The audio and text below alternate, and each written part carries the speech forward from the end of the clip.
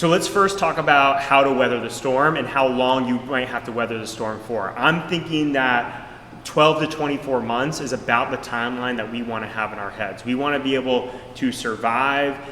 We're really thinking about, for the most part, breaking even during this time. Okay, not breaking even before we pay ourselves, but including paying ourselves, including paying our staff, including our normal expenses. How can we break even for the next 12 to 24 months? And then that way we're in a good position where we still have some cash reserves a year from now.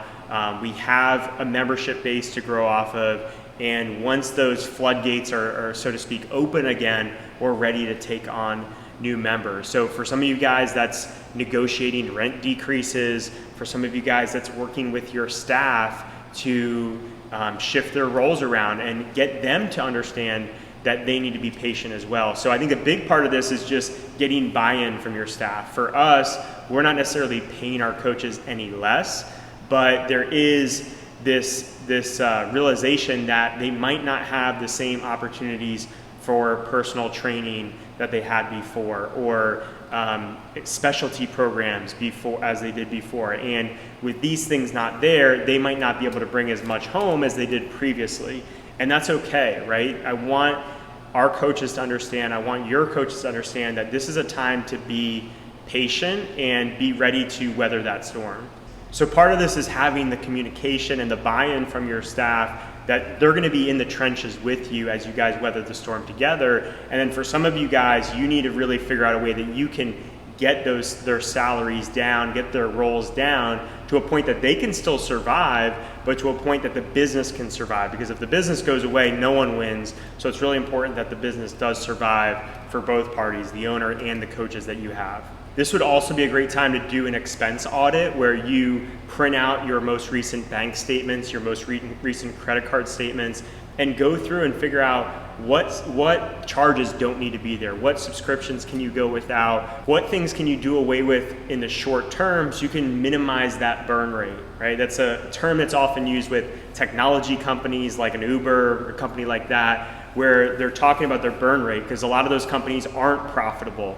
They have VC money that's backed them. They might have hundreds of millions of dollars in the bank, but they might be burning tens of millions of dollars every month and might not have a very long run rate. So it's important to figure out what is that run rate. Okay, how much are you burning each month currently? If you get to a certain membership level, what would that change to? And how can you get those expenses down and get those revenues up to minimize that burn rate or get to a point that you are breaking even?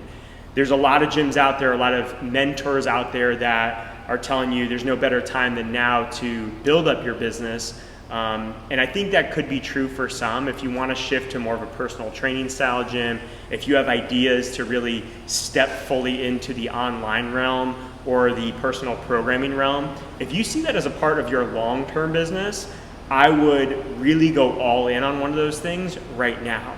But if you don't really see that thing as your long-term vision for your business, and you don't think there's a seed of possibility that would be part of your long-term vision, then I would actually tell you the opposite. Do enough to kind of get by in those areas, but stick to your core competency. And if your core competency is still going to be the in-person gym group class experience, then I would be of the mindset of how can I weather the storm, but do the little things now to put myself in the best position to succeed in 2021 and beyond. Thank you guys for listening to this clip of the 7 Figure Box Show. If you enjoyed this video, please do us a huge favor and smash the like button below and subscribe to our channel. And if you want to see this full episode, head to the link in our description where you can see that full episode.